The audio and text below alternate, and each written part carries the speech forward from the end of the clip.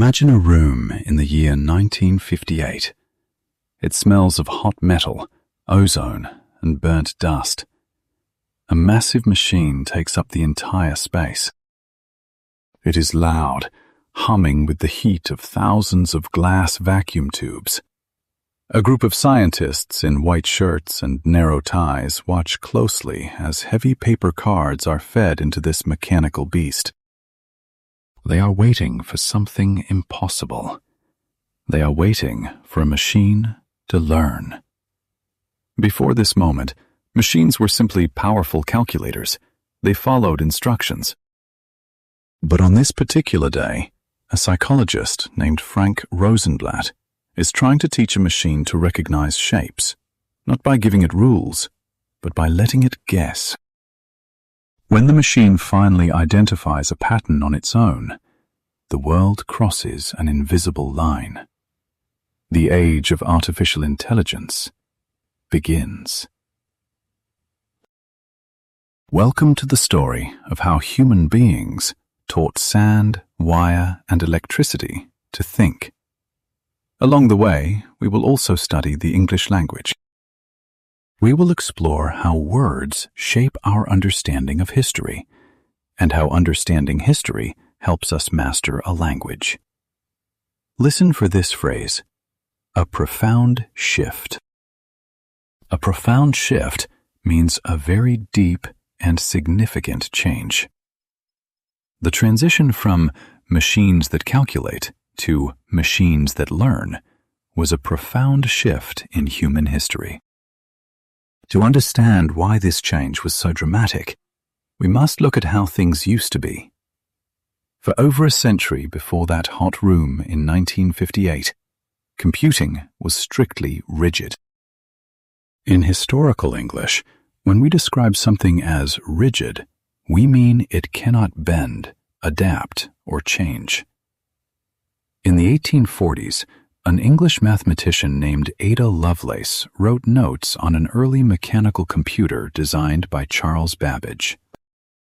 Lovelace was a visionary. She famously stated that a computer could do absolutely anything, but only if humans knew exactly how to order it to perform. This became the absolute rule of computing. A machine was blind. It had no judgment. It simply followed an algorithm. Listen for this word: algorithm. An algorithm is a step-by-step set of instructions. Think of an algorithm like a recipe for baking bread. You add flour, then water, then yeast. You mix, and you bake. If the recipe is wrong, the bread fails.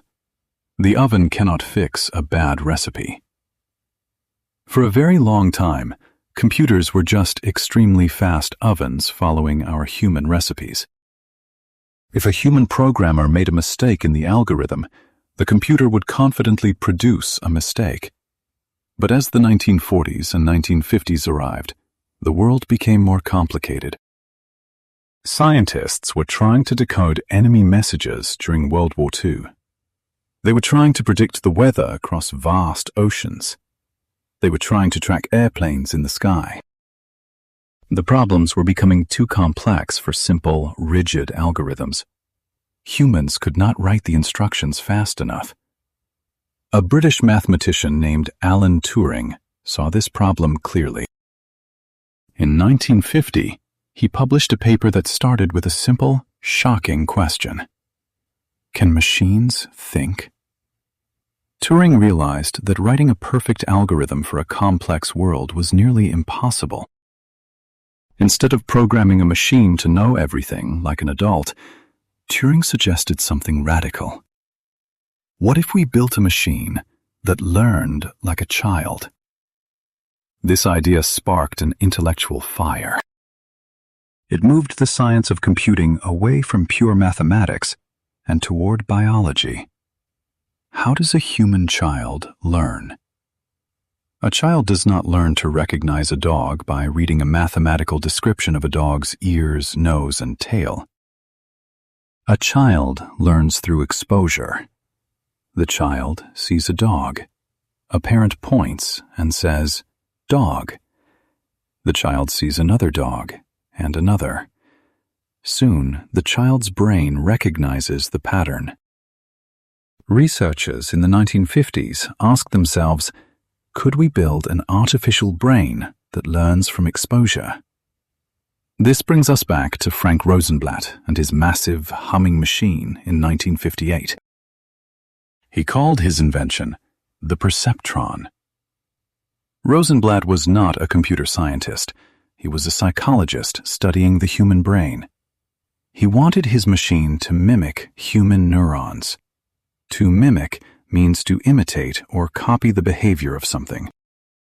Rosenblatt's perceptron used simple electronic nodes connected by wires. He would show the machine simple images, like a triangle or a square. At first, the machine would guess blindly. If it guessed wrong, an operator would turn a dial to adjust the electrical connections, punishing the mistake. If it guessed correctly, the connections were strengthened, rewarding the success. Over time, through trial and error, the machine began to recognize the shapes on its own. It was not following a strict algorithm written by a human. It was finding its own path. It was learning from a data set. Here is a vital term for our modern world: data set. A data set is a large, organized collection of information used for study. Just as a human needs experience to learn, a machine needs a data set. In 1958, the data set was very small, just a few simple shapes.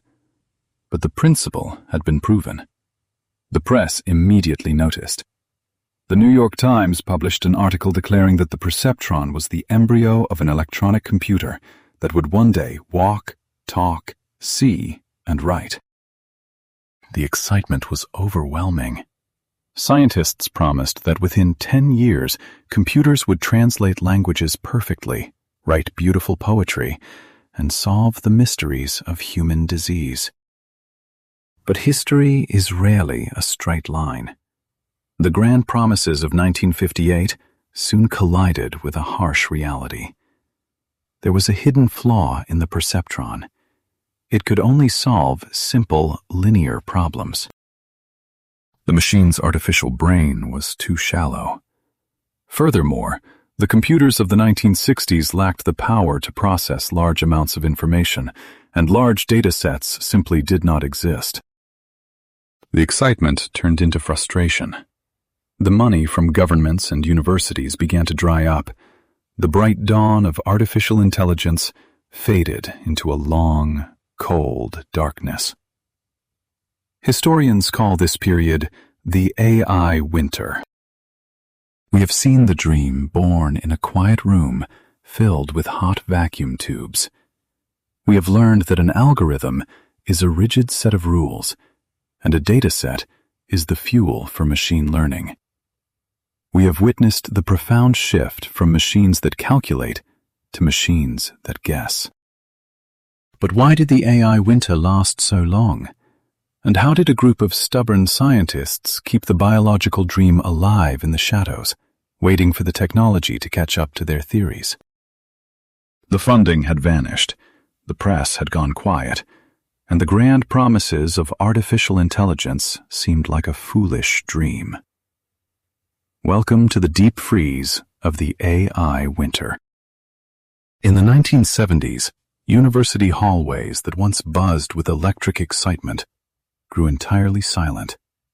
Governments in the United States and Britain read harsh reports stating that artificial intelligence research had completely failed to meet its ambitious goals. The military agencies that had poured millions of dollars into these laboratories suddenly closed their wallets. To call yourself a researcher of artificial neural networks was suddenly a terrible career move. The biological dream was dead, or so it seemed. Most scientists abandoned the attempt to build artificial brains. They went back to writing rigid, logical rules for traditional computers. Listen for this word: obscurity. Obscurity means the state of being unknown, unimportant, or forgotten. During the AI winter, the true pioneers of machine learning worked in total obscurity. They wrote academic papers that very few people read. They attended small conferences that very few people cared about. But sometimes, in the history of science, obscurity is exactly what a great idea needs. It allows the idea to slowly grow in the dark, free from the pressure of the public eye. They were waiting for a spark. Throughout the 1980s, the mainstream approach to artificial intelligence was something called expert systems. An expert system relied on a traditional algorithm. Remember from our previous chapter, an algorithm is a strict step-by-step recipe. Programmers believed they could write an algorithm for every single situation in human life. They sat down with human experts, doctors, lawyers, engineers, and tried to translate human knowledge into thousands of lines of code. The logic was simple. If a patient has a high fever, and if the patient has a cough, then the computer will diagnose a cold. But the real world is stubbornly messy. The real world does not fit neatly into rigid if-then statements. In historical and modern English, we often describe human life as ambiguous.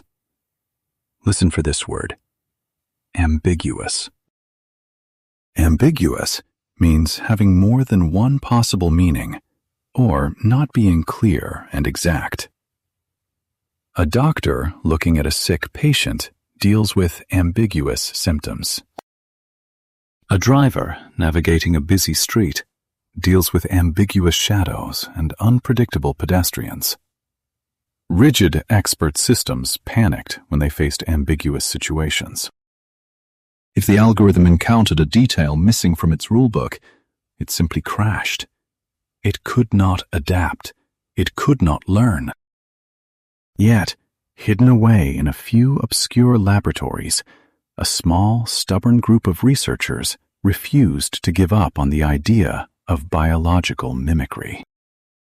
They believed the human brain was the only working model of intelligence we had, so they continued to study neural networks. During this time, these researchers helped refine a powerful mathematical technique. They called it backpropagation. Repeat this phrase softly to yourself. Trial and error. Trial and error is the process of experimenting, failing, and trying again. To understand backpropagation, you simply need to understand the human process of trial and error. Specifically, the concept of working backwards from a mistake. Imagine you are throwing darts at a target on a wall while blindfolded. You throw your first dart. It hits the wall. A friend watches and tells you, "You missed by 2 inches to the left." Your brain processes that error. When you throw the next dart, you adjust your arm slightly to the right. You are using the measurement of your failure to correct your future action. This is exactly what the new machine learning models began to do mathematically. When the artificial network made a bad guess, the calculation of that error was sent backwards through the system. The machine adjusted its own internal connections automatically. It strengthened some digital pathways and weakened others. It was learning from its own mistakes, without a human programmer writing a new rule. But this brilliant mathematical breakthrough revealed a new, massive problem. The method of backpropagation was incredibly hungry. It needed vast amounts of examples to practice on. A small dataset of 10 or 20 images was completely useless. To learn a complex, ambiguous pattern, the machine needed a massive dataset of thousands or even millions of examples. Furthermore, early scientists began to realize that the quality of the dataset mattered immensely. If you only show a machine pictures of white dogs, it will completely fail to recognize a black dog. The machine will adopt the limited view of its training material. It will not achieve fairness. Listen for this word: fairness. Fairness means treating people or things equally, without favoritism, bias, or discrimination. In the realm of AI, fairness means a machine makes accurate, just decisions for everyone, regardless of the immense variations in the real world. We will see later in our story how a lack of fairness becomes one of the greatest, most hidden dangers of modern technology. But in the late 1980s, fairness was only a secondary concern. The primary concern was basic survival. The computers of the time were simply too slow to process a massive dataset. The primitive processors choked on the complex mathematics. It would take weeks for an expensive computer to train a network to do something a human toddler could do in a single second. Historians debate whether the AI winter ended in a single, triumphant moment or slowly melted over a decade. But the historical record shows that by 1990, the researchers were trapped. They finally had the right mathematical engine in backpropagation. They had the right biological theory. But they had absolutely no fuel, and their vehicles were far too slow to drive the distance. The math was only half the battle. We have seen how the AI winter froze public progress, but allowed a stubborn few to perfect the mathematics of learning from mistakes. We learned that a rigid algorithm struggles with an ambiguous world, while a neural network thrives on a vast data set. And we planted the seed of fairness, a concept that will haunt the future of our story as machines begin to judge human lives.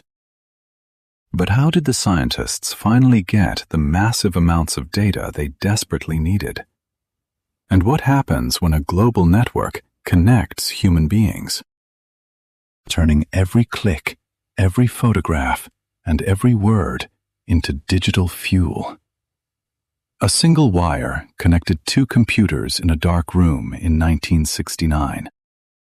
50 years later, that single connection had woven an invisible net around the entire globe, capturing almost every human action inside it. The stubborn scientists who survived the long, cold AI winter knew they had a brilliant mathematical theory. But to teach a machine to truly see the world, they needed millions of examples. They needed a massive, diverse collection of information. They needed the ultimate data set. And quite by accident, human beings were about to build it for them. In 1989, at a physics laboratory in Switzerland, a British scientist named Tim Berners-Lee invented a system to help researchers share documents. He called it the World Wide Web. His goal was entirely practical. He simply wanted to link scientific papers together so physicists could read them easily. But history is full of accidental twists. The World Wide Web escaped the physics laboratory. It entered our homes, our offices, and eventually our pockets. Suddenly, ordinary people were connecting to the internet. We began to upload photographs of our families, our pets, and our vacations. We started to write public diaries, called blogs. We clicked on articles, we purchased books, and we sent millions of digital messages. Without realizing it, humanity was creating a perfect digital mirror of human life. We were building a mountain of data. Listen for this word: to harvest. In traditional English, to harvest means to gather a crop, like a farmer cutting wheat at the end of summer. As the internet grew, technologists realized they could harvest digital information. They began to harvest human behavior. Every click, every search, and every photograph became a piece of raw material. The growth of this information was not slow or steady. It was explosive. Listen for this word: exponential. Exponential means growing at a faster and faster rate over time. If you take one step, then two, then four, then 8, you are experiencing exponential growth. The amount of data on the internet grew at an exponential rate. By the early 2000s, the digital world contained more text and images than any human could read in 1,000 lifetimes. The scientists finally had their massive data set. The fuel was ready. But a painful problem remained. Even with oceans of data, the computers of the early 2000s were still too weak to process it. The traditional computer chip was designed to do complex tasks one by one, very quickly. Think of it like a single, brilliant professor solving equations on a chalkboard. But an artificial neural network does not need a single brilliant professor. It needs thousands of simple workers calculating simple numbers, all at exactly the same time. The solution to this hardware problem did not come from military research or universities. It came from teenagers playing video games. To create realistic three-dimensional graphics in a video game, a computer must calculate the light and color of millions of pixels on a screen simultaneously. To do this, engineers invented a special computer chip called a graphics processing unit, or a GPU. A GPU is exactly like a factory of thousands of simple workers. In the mid-2000s, researchers realized they could use these video game chips to run their artificial neural networks. They took the massive mathematical equations of machine learning and fed them into the GPUs. Suddenly, a training process that used to take months could be finished in a few days. Repeat this short phrase softly. The pieces fell into place. When we say the pieces fell into place, we mean that all the necessary parts of a complex situation finally came together to make success possible. The brilliant mathematics, the exponential data set of the internet, and the processing power of video game chips all finally collided. This collision created a historic breakthrough. In 2012, a computer scientist named Fei Li understood that a learning algorithm is useless without a high-quality data set. For years, she and her team labored to build a specific data set called ImageNet. It contained over 14 million images, all carefully labeled by human workers. There were pictures of cats, dogs, cars, and airplanes. In 2012, a team of researchers led by Geoffrey Hinton entered an international competition. The goal was to build software that could accurately identify the objects inside Fei Li's massive dataset. Hinton's team did not use a traditional, rigid algorithm. Instead, they used a deep artificial neural network. The results shocked the scientific world. The neural network destroyed the competition. It recognized images with an accuracy that experts thought would take decades to achieve. The machine had looked at millions of examples, adjusted its own internal connections through trial and error, and learned to see. The AI winter was officially over. A new, blazing summer had begun. But as the celebration started, a quiet shadow fell over the triumph. The machine had learned to see by looking at the internet. But the internet is not a perfect place. It is filled with human anger, human stereotypes, and human mistakes. If a dataset is harvested from a flawed society, the machine will naturally learn those flaws. This raises the critical issue of fairness.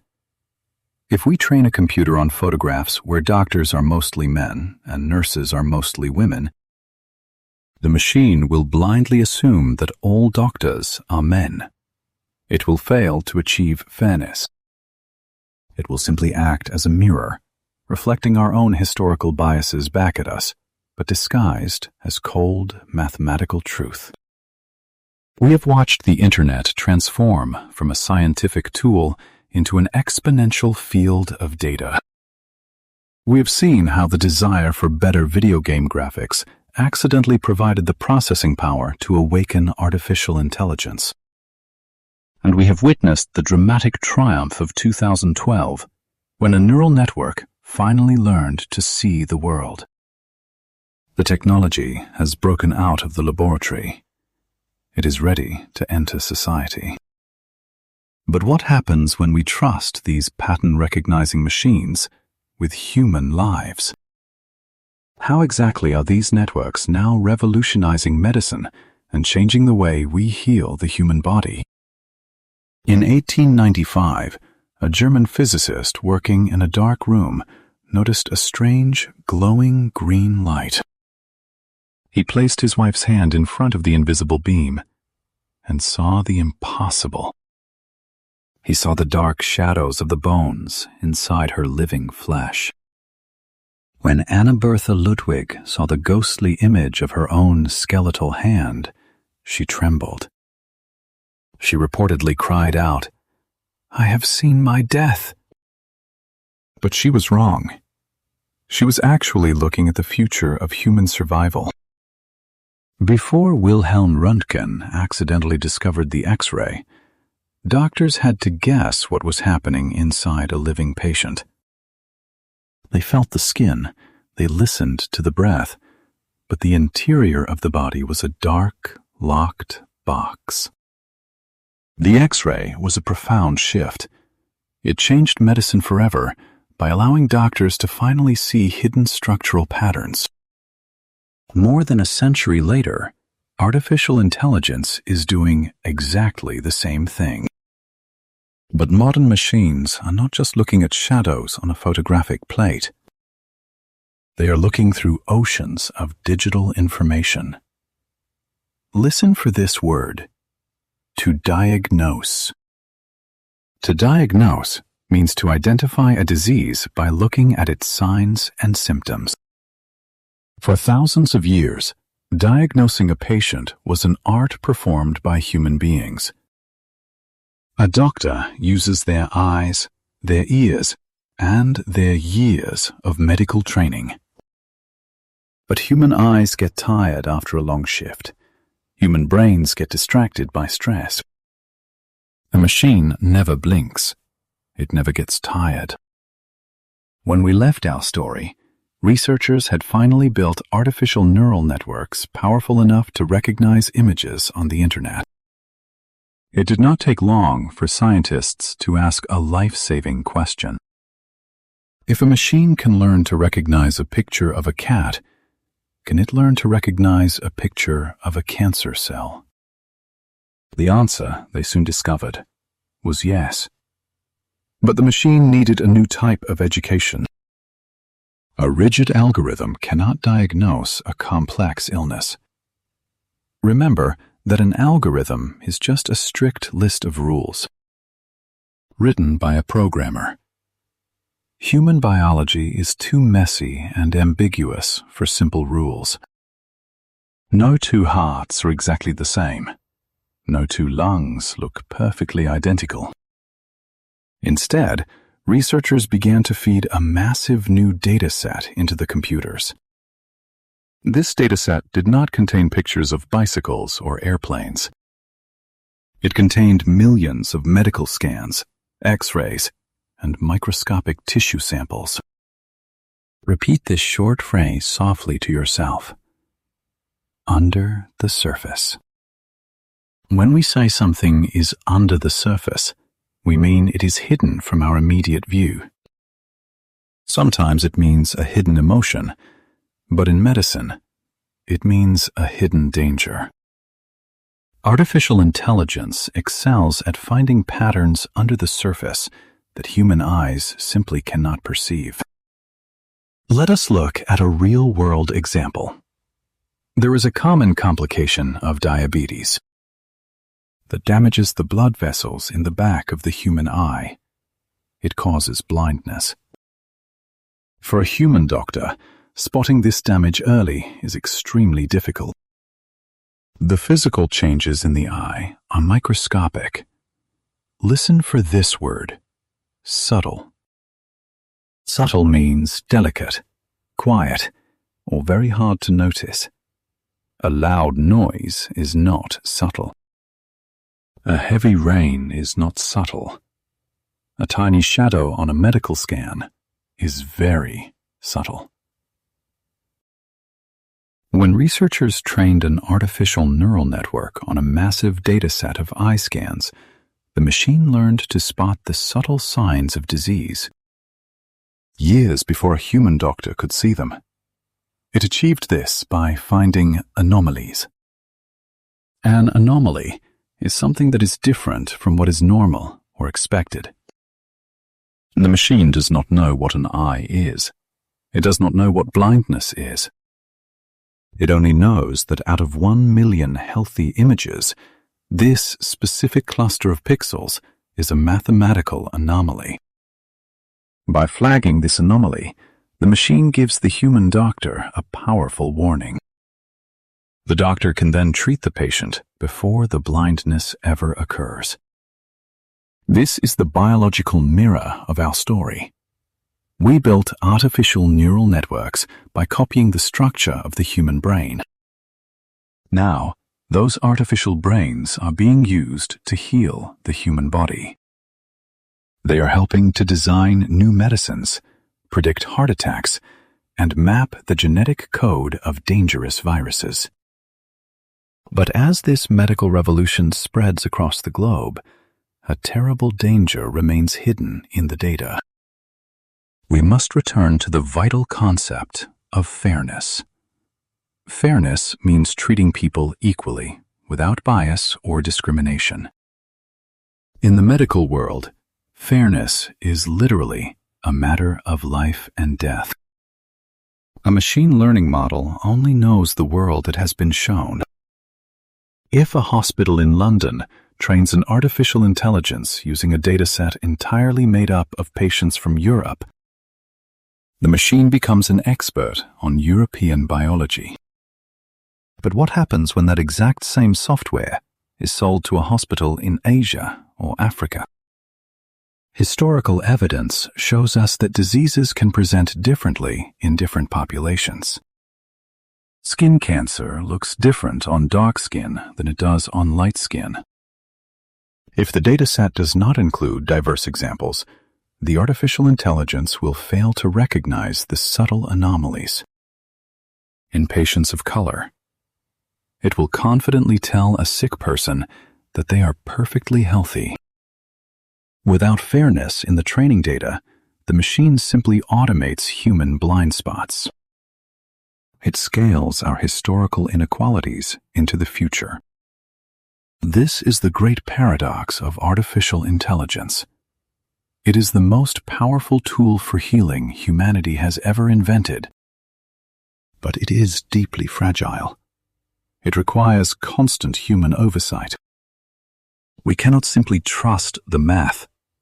We must fiercely interrogate the data. We have seen how a glowing green light in 1895 allowed us to see the bones, and how modern neural networks allow us to see the subtle anomalies of disease. We have learned the importance of diagnosing illness early, and the deadly consequences of ignoring fairness in a dataset. The hospital is changing, but medicine is only one part of human society. What happens when this exact same technology leaves the laboratory and enters the classroom? Can a machine that learns from data teach a human child how to think? And more importantly, what is lost when we replace the empathy of a human teacher with the cold efficiency of a glowing screen? Imagine a bright, noisy classroom in Cambridge, Massachusetts, in the year 1954. A famous psychologist sits quietly in the back row, observing his daughter's fourth-grade math class. He watches the teacher write a problem on the chalkboard. What happens next frustrates him deeply. Some children solve the problem instantly. They sit at their desks, staring out the window, completely bored. Other children struggle to understand. They stare at the numbers, feeling lost and defeated. The teacher is a dedicated, caring human being, but she is trapped. She cannot possibly teach 30 different children at 30 different speeds. The man in the back row was B.F. Skinner. He realized that traditional education was fundamentally broken because it forced every child into the exact same mold. Listen for this phrase: one size fits all. In historical and modern English, when we say something is one size fits all, we mean it is designed to fit everyone, but usually fits no one perfectly. A cheap hat might be one size fits all. In Skinner's view, the 1950s classroom was a one-size-fits-all system. It rewarded the average, bored the gifted, and punished the slow. Skinner went home and built a wooden box with a paper scroll inside. He called it the teaching machine. A student would read a question through a small window in the box. They would write an answer, then pull a heavy metal lever. If the answer was right, the machine moved to the next question. If it was wrong, the machine did not move. It was a mechanical attempt to solve a deeply human problem. But Skinner's wooden box was severely limited. It relied on a highly rigid algorithm. The machine could not explain why a student was wrong. It could not change its teaching style. It just coldly turned a gear. Today, we are building the ultimate teaching machines. They are not made of wood and paper, and they do not rely on rigid mechanical rules. They are powered by artificial intelligence, and they are causing a profound shift in how human beings acquire knowledge. To understand this shift, we must look at how modern machine learning operates in a digital classroom. Listen for this word: pace. Pace means the speed at which someone walks, runs, or learns. Some children learn to read at a very fast pace. Others need a much slower pace. When a student uses an AI-powered tutoring program today, the software does not just grade their answers, it studies their behavior. Every time the student pauses before answering, every time they click a button, and every time they make a mistake, the software collects the information. The machine is constantly building a massive, personalized data set of that specific child's mind. The software then uses this data set to adapt. If the machine notices that a student constantly struggles with fractions, but excels at geometry, it quietly changes the lessons. It slows down the pace for fractions. It offers hints. It adjusts the difficulty in real time. Listen for this word: curriculum. A curriculum is the complete set of courses and materials taught in a school. For centuries, A curriculum was printed in a heavy book and rarely changed. Today, artificial intelligence can generate a customized curriculum for every single student on Earth. This technology is already reaching the most isolated corners of the globe. In rural villages where human teachers are scarce and resources are low, a simple tablet computer powered by machine learning can become a tireless, patient tutor. It never gets frustrated. It never runs out of time. It seems like a perfect, beautiful solution. But the machine only sees the math. This is the hidden danger of replacing human empathy with artificial intelligence. A machine does not know what it means to be a human child. If a young girl fails her digital math test 3 days in a row, the algorithm simply records a failure. It lowers her academic score. It might even place her in a lower educational track, limiting her future opportunities. What the machine does not see is the reality under the surface. The machine does not know that the girl's parents are going through a bitter divorce. It does not know that she came to school hungry. It does not know that she was bullied on the playground.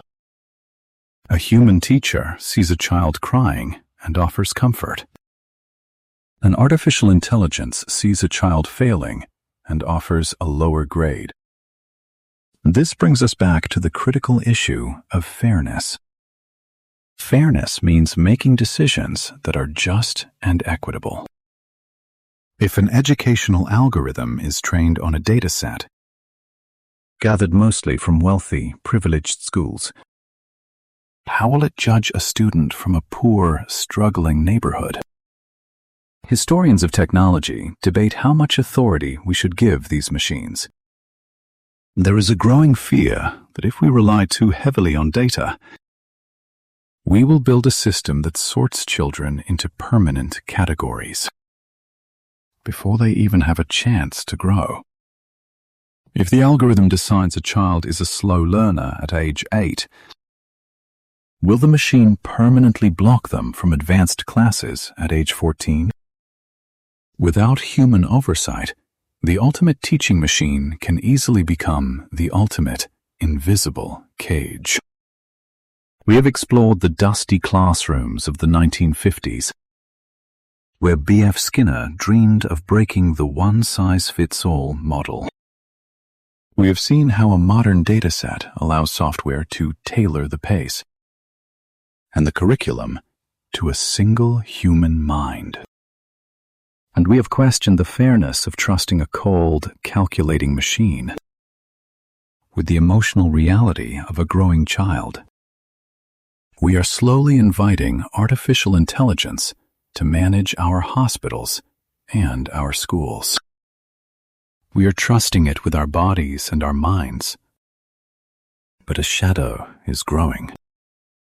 The same pattern-recognizing technology that watches a student learn is now being mounted on city streets, placed in public squares, and installed in corporate offices.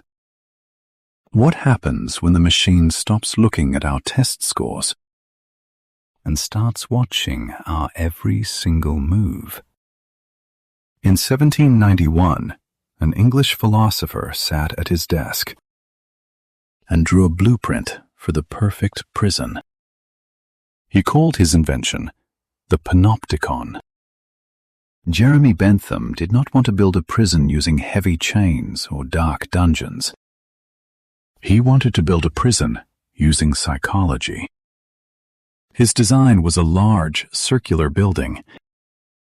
The prisoners lived in brightly lit cells around the outside edge. In the very center stood a single, tall guard tower. The windows of the tower were covered with dark blinds. The genius of the panopticon was simple, but terrifying. A prisoner could never see inside the central tower. They never knew if a guard was actually looking at them at any specific moment. Because they could not see the guard, they had to assume they were always being watched. Bentham realized that if you make human beings feel constantly observed, they will begin to control their own behavior out of fear. You do not need physical walls if you can build a prison inside the mind. Today, we have built the panopticon, but we did not build it with bricks and glass. We built it with cameras, code, and artificial intelligence. Listen for this word: surveillance. Surveillance means the close observation of a person or a group, especially someone under suspicion. For most of human history, surveillance was incredibly expensive. To watch someone, a government had to hire a human spy to follow them down the street. It took time, money, and physical effort. But artificial intelligence has made surveillance cheap, automatic, and invisible. Listen for this word: ubiquitous. Ubiquitous means seeming to be everywhere at the exact same time. The air we breathe is ubiquitous. In the modern world, digital cameras are ubiquitous. They are mounted on traffic lights, hidden inside shopping malls, and embedded in the phones we carry in our pockets. For years, these cameras simply recorded video. If a crime happened, a human police officer had to sit in a dark room and watch hours of boring tape to find a suspect. But remember the breakthrough of 2012, when scientists trained a deep neural network to recognize images on the internet. The machine learned to see. It did not take long for governments and corporations to point those intelligent machines at human faces. To teach an algorithm to recognize a specific human being, you do not use rules. You use a massive data set. The machine takes a digital photograph of a face and maps its geometry. It measures the exact distance between the eyes. It calculates the curve of the jawbone and the depth of the eye sockets. It turns the human face into a unique mathematical equation. Listen for this phrase: to keep an eye on. In traditional English, to keep an eye on someone means to watch them carefully, often to protect them. A mother keeps an eye on her child at the park. But an artificial intelligence does not keep an eye on us to protect us. It keeps an eye on us to match our geometry against a database. This technology is spreading rapidly. In some modern airports, you no longer need a paper ticket. Your face is your passport. In some large cities, thousands of automated cameras scan crowds in real time, searching for criminals. It sounds like an efficient, safe society. But the guard tower is now everywhere. And the guards inside the digital tower make terrible, life-altering mistakes. Once again, we must confront the vital issue of fairness. Fairness means acting without bias. If an algorithm is trained on a dataset filled mostly with the faces of white men, the machine becomes an expert at recognizing white men. But historical evidence shows that these same systems struggle to accurately recognize the faces of women, and they frequently fail to recognize people with darker skin. When a machine makes a mistake in facial recognition, it produces a false positive. It confidently tells a police officer that an innocent person is a wanted criminal. The mathematics look certain. The computer screen flashes red. And suddenly, a human being is arrested for a crime they did not commit, simply because a flawed dataset could not accurately read the geometry of their face. Even when the technology works perfectly, it creates a deep psychological shadow over society. Listen for this phrase: A chilling effect. A chilling effect is a situation where people stop doing something perfectly legal because they are afraid of being watched or punished.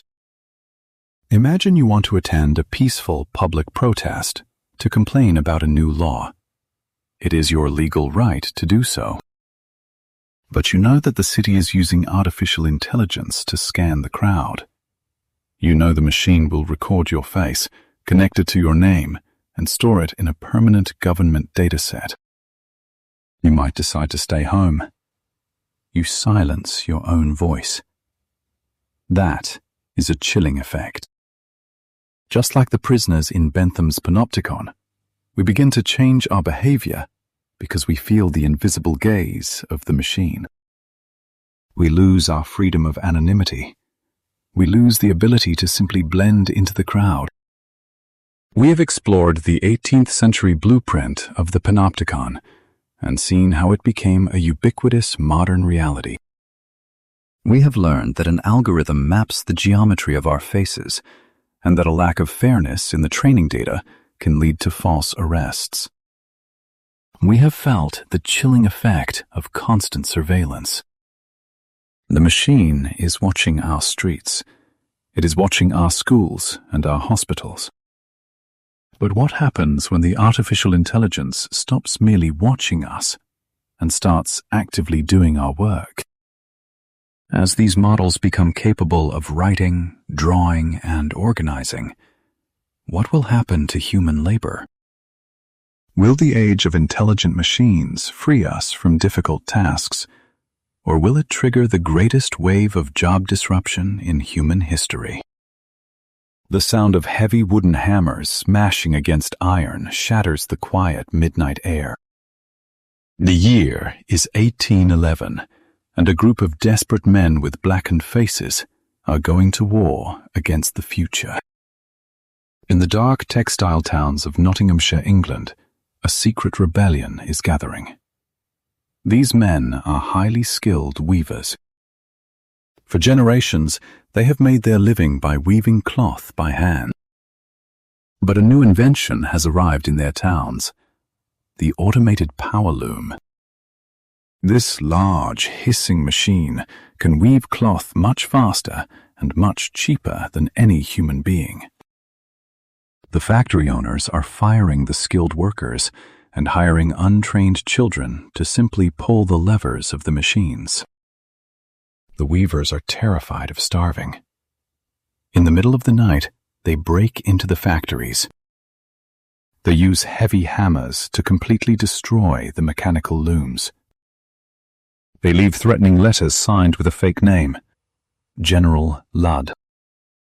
History remembers these angry, frightened men as the Luddites. Today, we often use the word Luddite as an insult for someone who hates new technology.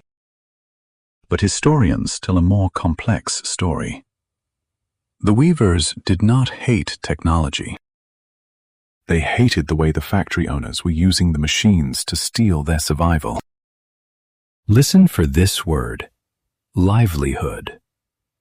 A livelihood is the way a person earns the money they need to live. The weavers were destroying the machines to protect their livelihood. They were fighting for their place in a changing economy. More than 200 years later, a new kind of machine has arrived. It is not made of heavy iron, and it does not weave cloth. It is made of code, and it weaves human language, art, and logic. But the fear it brings is exactly the same. To understand the modern disruption of human labor, we must look at how artificial intelligence has crossed a terrifying new boundary. For the last 70 years, technologists promised us that machines would only take over dull, dangerous physical labor. The robots would build the cars. The robots would clean the floors. We believed that human beings would always be needed for creative, intelligent work.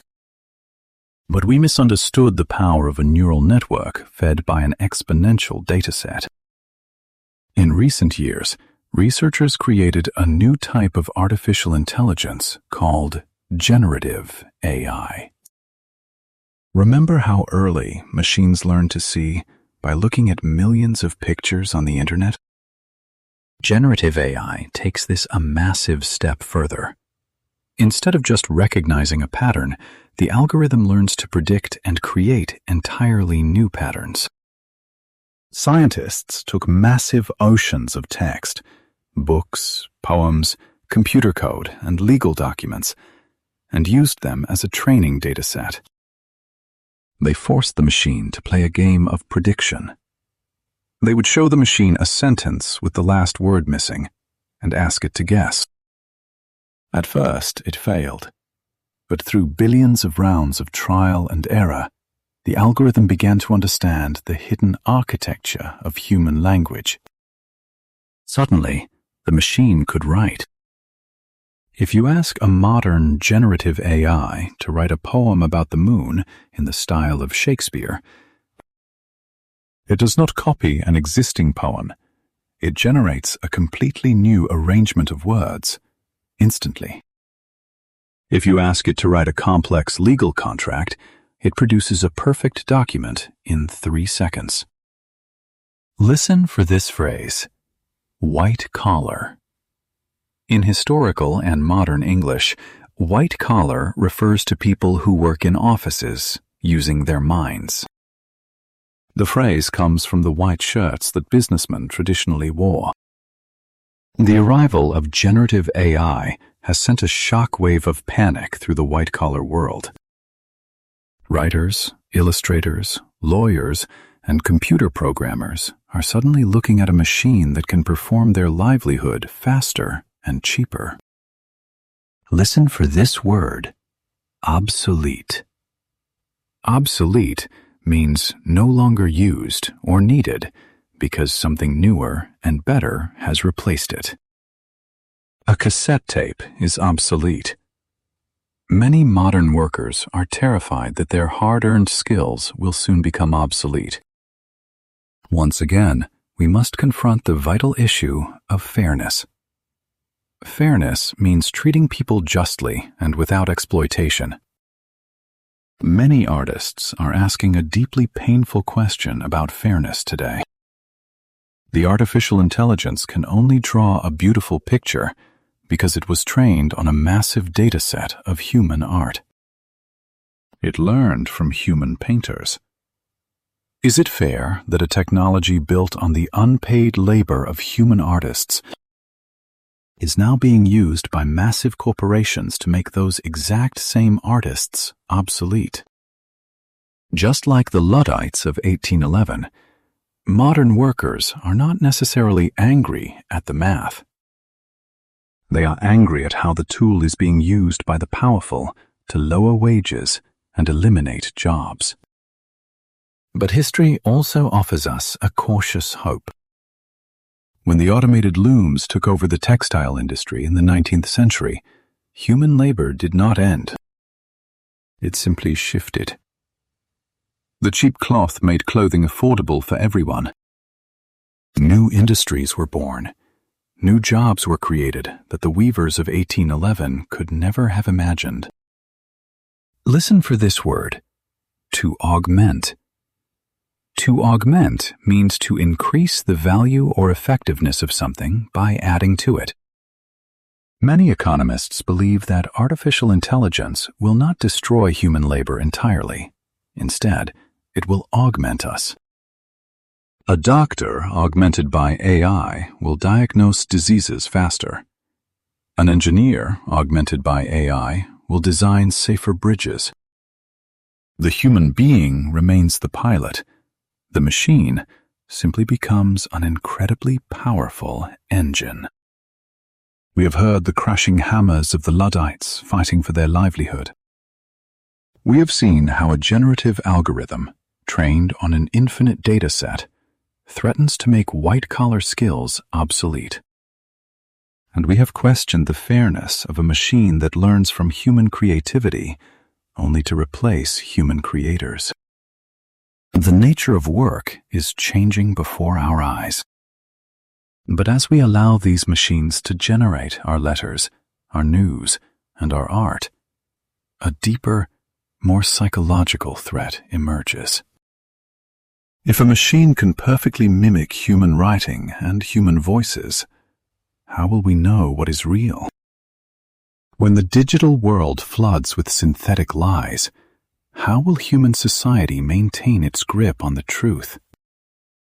In 1938, millions of Americans sat in their quiet living rooms, bathed in the warm, orange glow of their radios. They were listening to a relaxing evening concert of dance music. Suddenly, the music stopped. A serious voice interrupted the broadcast. A news reporter announced that strange explosions had been observed on the distant planet Mars. A few minutes later, the reporter returned, his voice shaking with terror. He described a massive metal cylinder crashing into a quiet farm in New Jersey. He told the audience that violent alien machines were rising from the crater, destroying the military with a terrible heat ray. The panic was immediate and entirely real. Families quickly packed their cars and fled their homes into the dark night. Police stations were overwhelmed with frantic, desperate phone calls. Frightened people covered their faces with wet towels to survive imaginary poison gas. But there were no aliens. The broadcast was simply a dramatic radio play, directed by a young, brilliant actor named Orson Welles. He had cleverly copied the exact pacing and style of a real news emergency. He manipulated the new medium of radio. Listen for this word: to manipulate.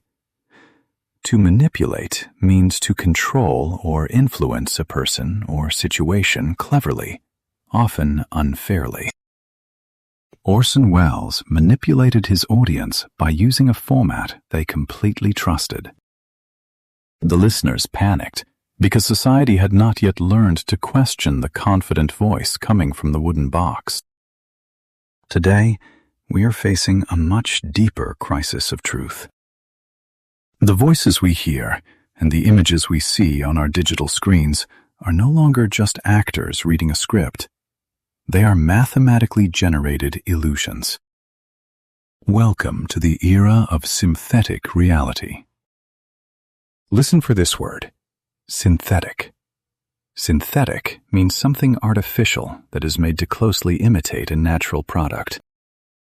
A synthetic diamond looks absolutely real to the human eye, but it is manufactured in a laboratory, not dug from the earth. Today, artificial intelligence is manufacturing synthetic human beings, synthetic voices, and synthetic lies. How does a machine learn to perfectly fake reality? It uses a clever, endless, mathematical battle. Scientists designed a system where two different artificial networks are forced to fight each other. In historical and modern English, we call a situation involving conflict or opposition adversarial. This adversarial system acts exactly like a master art forger and a highly trained police detective. The first network acts as the forger. Its algorithm looks at a massive dataset of real human faces. It studies the shadows, the wrinkles, and the light in the eyes. Then, it attempts to generate a completely new, fake face. The second network acts as the detective. It studies the fake image and compares it to the real dataset. The detective network shouts, "Fake! The lighting on the nose is mathematically incorrect." The forger accepts this failure, learns from the mistake, and tries again. It adjusts the shadows. It refines the skin texture. Through millions of rounds of brutal trial and error, moving at the speed of light, the forger gets better and better. Eventually, the forger creates an image so perfect that the detective network is completely fooled. When the computer can no longer tell the difference between truth and fiction, what chance does a human being have? Listen for this historical phrase. Seeing is believing. For thousands of years, this simple phrase guided human civilization. It meant that if you witnessed an event with your own eyes, you knew it was absolutely true. You could doubt a whispered rumor, but you could not doubt your own vision. Artificial intelligence has destroyed this phrase. Using these competing networks, anyone with a computer can now create a deepfake. A deepfake is a highly realistic, synthetic video or audio recording. You can take a video of a famous politician and seamlessly replace their words. You can make them declare a violent war they never started. You can make them angrily confess to a crime they never committed. The lips move perfectly. The voice matches exactly. Listen for this phrase, at face value. If you accept something at face value, you accept it exactly as it appears, without looking for a hidden meaning, a lie, or a trick. In the modern digital world, we can no longer accept a photograph or a video at face value. We must constantly doubt our own senses.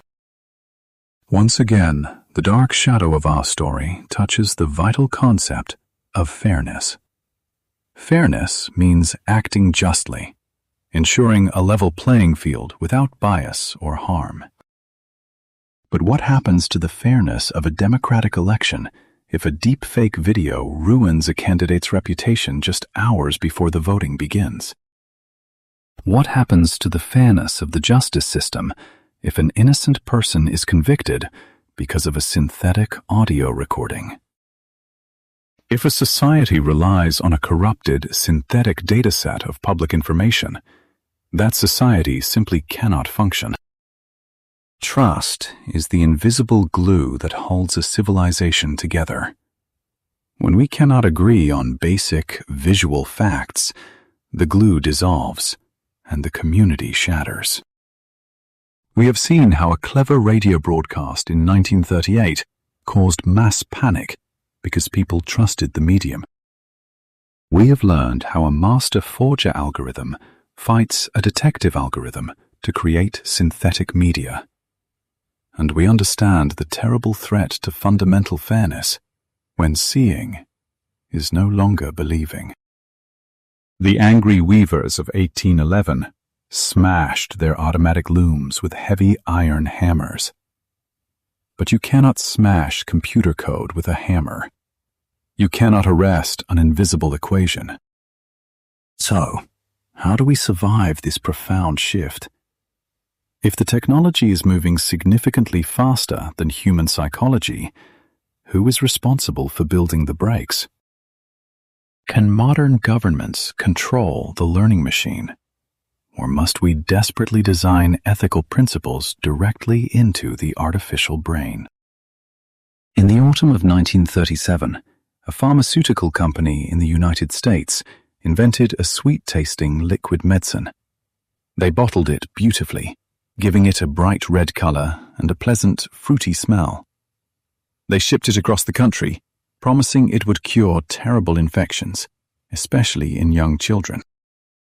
But the company forgot to ask one simple, vital question. Is it safe? The medicine was called elixir sulfanilamide. The chief chemist who mixed the formula used a chemical solvent called diethylene glycol.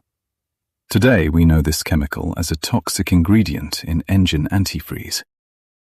But in 1937, there was no federal law requiring the company to test their new product on animals or humans before selling it.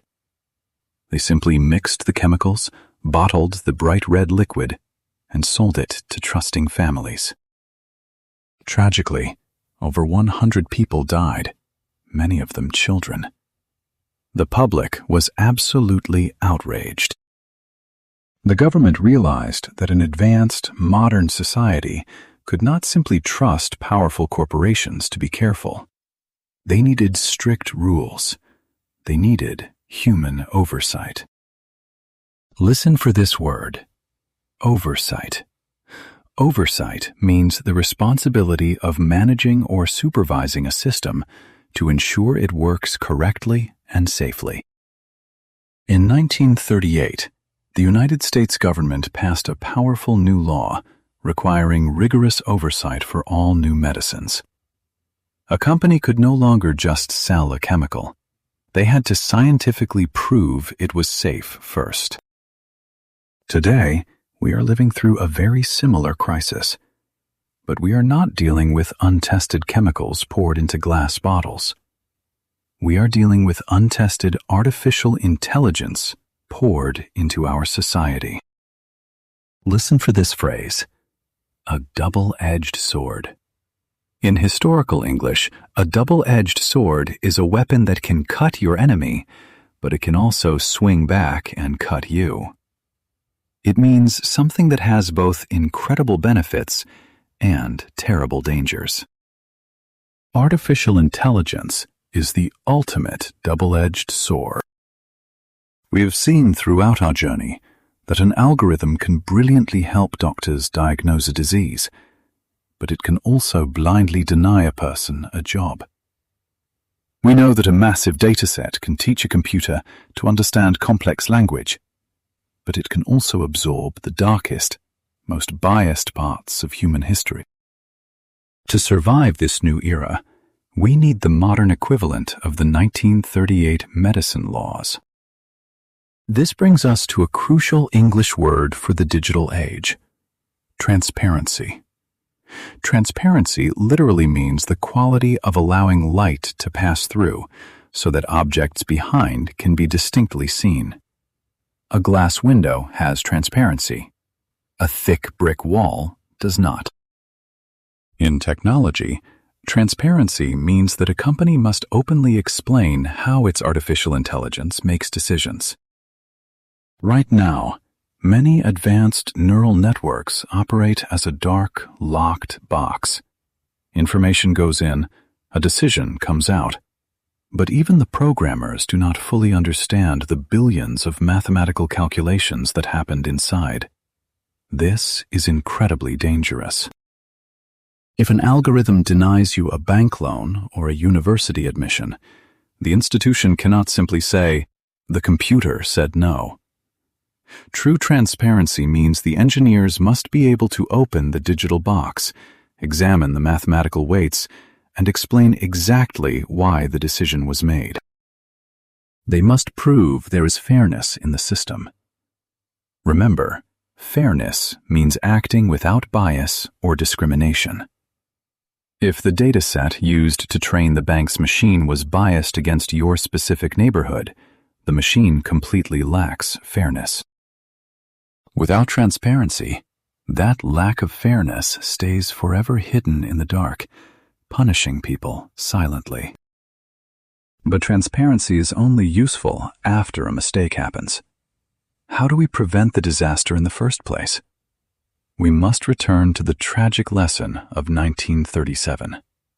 We must demand rigorous, mandatory testing. Listen for this word: to regulate. To regulate means to control or direct something by a rule, principle, or law. Traffic lights regulate the flow of cars on a busy street. Governments around the world are currently struggling to regulate artificial intelligence. They are debating whether we need a global independent agency, like an international health organization, but for computer code. And before a massive new machine learning model is released to the public, experts argue it must be placed in a highly secure, controlled environment. Human testers must intentionally try to break it. This process is known as red teaming, a historical military term where a group plays the role of the enemy to find hidden weaknesses in a defense. The red team will try to force the machine to generate dangerous instructions, to produce deeply biased results, or to write malicious computer viruses. The machine must pass the test before it ever reaches the public. Yet, even with strict testing and absolute transparency, the most vital principle for responsible use is human oversight. The machine must never have the final word on human life. If an artificial intelligence recommends a dangerous medical surgery, a human doctor must carefully review the math. If an algorithm flags a citizen for a crime, a human judge must look at the evidence. If a system suggests a military strike, a human commander must hold the ultimate authority. The human being must always remain in the final loop of decision-making. We must never surrender our judgment to the statistics. We have traveled from the tragic, sweet-tasting medicine bottles of 1937 to the invisible, incredibly complex code of the modern Internet. We have learned that a powerful tool requires transparency, strict oversight, and absolute fairness to prevent mass disaster. We have seen that a rigid algorithm cannot be trusted completely, and a sprawling data set must be carefully and constantly examined. We are attempting to put a harness on a wild mechanical beast, trying to steer it toward human benefit. But as we reach the end of our historical journey, a final, deeply philosophical question remains.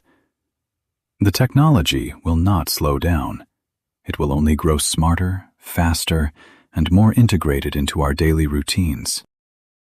What happens to human memory, human connection, and our sense of purpose when we completely outsource our thinking to a machine?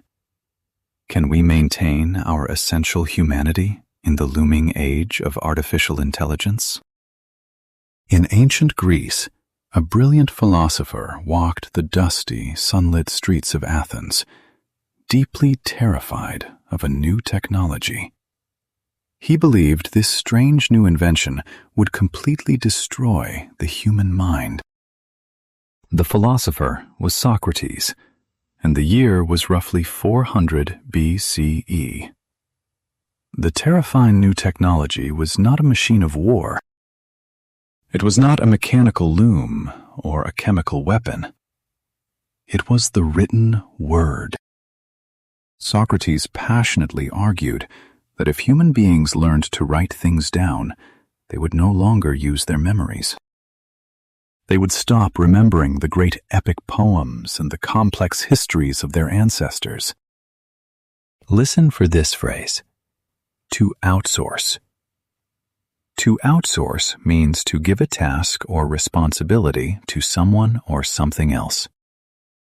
Usually, a company outsources a difficult job to a cheaper factory, but Socrates feared a psychological outsourcing. He feared that if we outsourced our memory to a physical data set of ink and parchment, our minds would become empty and weak. He believed that reading words from a page would give people the illusion of wisdom, without the deep internal struggle of true understanding. More than 2,000 years later, we are facing the exact same philosophical panic, but on a massive, global scale.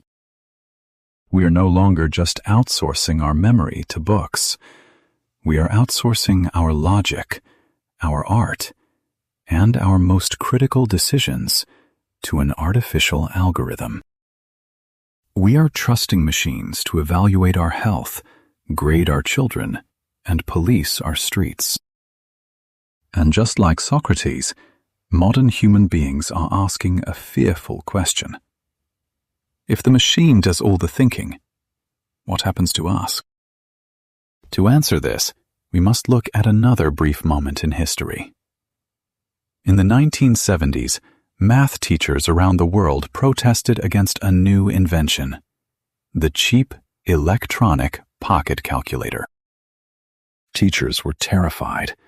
They believed that if children used a machine to solve basic arithmetic, the human brain would lose its fundamental ability to understand mathematics. But history shows us that the calculator did not destroy mathematics.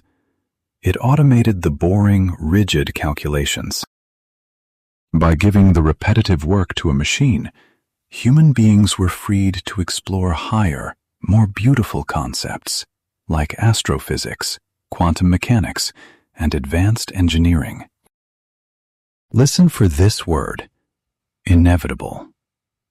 Inevitable means something that is certain to happen and impossible to avoid. The sun rising in the morning is inevitable. The continued growth of artificial intelligence is now inevitable. We cannot uninvent the neural network. We cannot delete the internet. But we can choose how we use it. If a machine can instantly analyze a massive medical data set and find the subtle shadow of a disease, the human doctor does not become useless. The doctor is finally freed from the exhaustion of staring at thousands of charts. The doctor can return to the true heart of medicine, sitting beside a terrified patient, holding their hand and offering comfort. A machine cannot offer comfort. If an algorithm can quickly translate a document or organize a messy schedule, the human worker is freed to focus on creativity and strategy. But this positive future is not guaranteed. It requires intense human effort, and it demands that we remember the core lessons of our historical journey. Listen for this word: essence. Essence is the basic, most important quality of a thing or a person that makes it what it is. The essence of a fire is heat. What is the essence of being human? The essence of humanity is not simply the ability to calculate numbers or recognize patterns. Our essence is our empathy, our moral judgment, and our pursuit of justice. This is why we must fiercely protect the concept of fairness. A machine can calculate the fastest route, but only a human can decide if the destination is morally right. Only a human can truly understand fairness, because fairness requires empathy, and a machine feels absolutely nothing. A machine only reads the mathematical weights it was given. If we blindly trust the computer, we will freeze our historical biases into permanent code. Listen for this word: to preserve. To preserve means to protect something and keep it safe for the future. We put fruit in glass jars to preserve it. We build museums to preserve our art. As we enter this profound shift, our greatest challenge is to preserve our humanity. We must demand transparency from the corporations building these artificial brains. We must demand strict, ethical oversight from our governments. We must never allow the convenience of a machine to replace the responsibility of a human being. From the humming vacuum tubes of a quiet room in 1958 to the ubiquitous glowing screens of today, we have taught sand, wire, and electricity to see the world. We built these incredible machines in our own image. They are a perfect reflection of us. They reflect our brilliant mathematics, our flawed history, and our deep, endless desire to understand the universe. The machine is awake. The profound shift is here. But the technology is only the pen. Humanity must hold the pen, and humanity must write the rest of the story.